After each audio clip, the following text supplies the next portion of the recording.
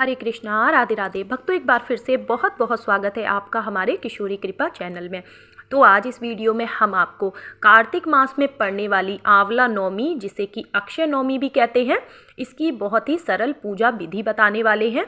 तो फ्रेंड्स, इस पूजा में आंवले वृक्ष का बहुत ही ज़्यादा महत्व होता है और आंवले वृक्ष की ही पूजा की जाती है। लेकिन किसी भी कारण से अगर आपको आंवला वृक्ष ना मिल सके तो आप अपने घर के मंदिर में ही बड़ी ही आसानी से इस पूजा को कर सकते हैं। इस पूजा के करने से श्री हरि भगवान विष्णु, भोलेनाथ और माता लक्ष्मी की असीम कृपा प्राप्त होती है। तो फ्रेंड्स, कहते हैं माता लक्ष्मी ने सर्वप्रथम इस पूजा को किया था भोलेनाथ की और विष्णु भगवान जी की प्रसन्नता के लिए। उसी दिन से आंवला नवमी की पूजा की जाने लगी। तो 2023 में 21 नवंबर के दिन आंवला नवमी की पूजा की जाएगी और इसी दिन व्रत रखा जाएगा। तो इस पूजा को खास करके जो घर की महिला होती है ना, उन्हें करना चाहिए।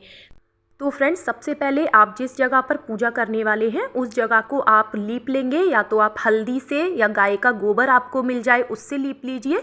मैंने यहाँ पर गेरू से लीपा है, जिसे लाल मिट्टी कहते हैं। उसके बाद उसके ऊपर हमने बनाया है एक चौक, अष्टदल कमल बनाया है।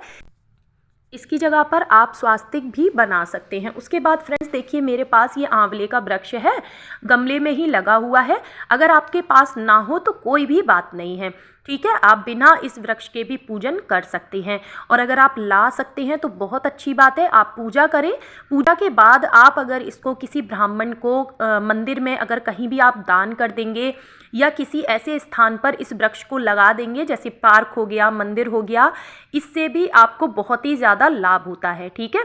तो जिस जगह पर हम भगवान की चौकी लगा रहे हैं उस जगह पर आप कोई भी आप जैसे छोटी सी कोई रंगोली बना लीजिए। मैंने उसी गेरू से ही हल्की सी यहाँ पे डिज़ाइन डाल दी है। तो अगर आपको आंवला वृक्ष ना मिले तो भी मैं आपको अभी एक चीज़ बताने वाली हूँ कि आप कैसे पूजा कर सकते हैं, ठीक है। मेरे पास गमले में लगा हुआ था तो मैंने इसको पूजा में ही रख लिया है। आप चाहें तो आंवला वृक्ष की पूजा आप अलग से कर सकते हैं और भगवान विष्णु और लक्ष्मी माता की पूजा आप चौकी लगाकर भी कर सकते हैं, ठीक है, जैसे भी आपको ठीक लगे। लेकिन मैं हमेशा इसी तरह से पूजन करती हूँ आंवला नवमी का। तो बस हमने देखिए आंवला वृक्ष रख लिया है। अच्छा, मैं आपको पास से इसकी पत्तियां दिखा दूं। देखिए कुछ इस तरह का होता है ये, और एक डाली मैंने जो है गमले में लगा ली है आप लोगों को समझाने के लिए, जिससे कि आप लोग भी इस तरह से घर में ही बहुत ही आसानी से पूजा कर सकते हैं। अब हमने चौकी पर पीला कपड़ा बिछाया है और तिलों का आसन देते हुए भगवान विष्णु और माता लक्ष्मी जी की फ़ोटो रखी है, और दूसरी जगह तिल का आसन देके गणेश जी को स्थापित किया है, और एक और जगह तिलों का आसन देके उसके ऊपर हमने दीपक रखा है। तो सर्वप्रथम हम दीपक को प्रज्वलित करेंगे। धूप दीप जलाने के बाद ही हम अपनी पूजन को शुरू करेंगे, क्योंकि जो दीपक होता है ना, वो हमारी पूजा का साक्षी होता है। तो फ्रेंड्स, घर में सुख समृद्धि बरकत के लिए हमें आज के दिन हो सके तो देखिए व्रत भी करना चाहिए। लेकिन अगर किसी कारण से व्रत ना कर सकें आप आंवला नवमी का, तो आपको पूजा जरूर करनी चाहिए। अब हम यहाँ पर देखिए पुष्प में जल लेके और सभी को हम स्नान करा रहे हैं, ठीक है। 3 बार आप जल छिड़क के स्नान कराएंगे। उसके बाद हल्दी चंदन रोली से सबसे पहले गणेश जी की पूजा होगी। उसके बाद हम भगवान विष्णु माता लक्ष्मी जी की पूजा करेंगे। तो फ्रेंड्स, मान्यता ऐसी है कि आंवला नवमी के दिन से लेकर के कार्तिक पूर्णिमा तक भगवान विष्णु जी आंवले के वृक्ष में वास करते हैं। और ठीक 2 दिन बाद देवउठनी एकादशी होती है, तो उसमें भी भगवान विष्णु जी की ही पूजा की जाती है। और कहते हैं जो कोई भी इन दिनों में आंवले का दान करता है, आंवले का दीप दान हो गया, या आंवला दान करना, या फिर आंवले के रस को पानी में मिलाकर स्नान करना, आंवले का सेवन करना, इन सारी चीज़ों के करने से ना कहते हैं रोग दरिद्रता का नाश होता है। किसी भी प्रकार का कोई भी संकट हो वो दूर होता है, और माता लक्ष्मी तो प्रसन्न होती ही हैं। तो यहाँ पे देखिए हमने दीपक का पूजन करा, गणेश जी का पूजन किया, उसके बाद हमने वस्त्र रूपी कलावा अर्पित किया। अब हम भगवान को पुष्प अर्पित कर रहे हैं। तो आप पीले फूलों की माला हो तो माला भी आप पहना सकते हैं भगवान को। और विष्णु भगवान को तुलसी पत्र चढ़ाना बिल्कुल भी ना भूलें।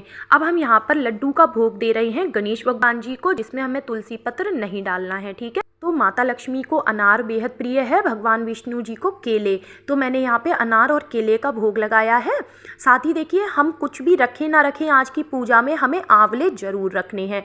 और अगर आपको आंवला वृक्ष नहीं मिलता है और घर में भी अगर आंवले का पौधा अगर गमले में नहीं लगा है, तो आप क्या करेंगे, आंवला आप मार्केट से ले आएँ और 1 या 2 दिन पहले ही आप आंवला लेकर रख लें, ठीक है। और उसका देखिए इस तरह से हल्दी कुमकुम लगा के आपको पूजन करना है, पुष्प चढ़ाना है। इससे भी आपको पूजा का उतना ही फल प्राप्त होगा, ठीक है।